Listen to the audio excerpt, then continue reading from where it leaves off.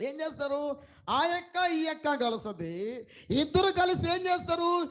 ఆ పక్కింటిలో ఉన్నటువంటి విషయాలు ఏమైతే జరిగాయో తీసుకొని వెళ్ళి ఇంకో అక్కకు అంటే ఏంటి? అంటే ఏంటి? ఇక్కడ మాటలు అక్కడికి, అక్కడ మాటలు ఇది తప్పు అని దేవుడు చెబుతున్నాడు. ఇక్కడ మాటలు అక్కడికి, అక్కడ మాటలు ఇక్కడికి మాట్లాడే వారిని దేవుడు దేంతో పోల్చాడు? తేలుతో పోల్చాడు. హల్లెలూయా. దేంతో పోల్చాడు?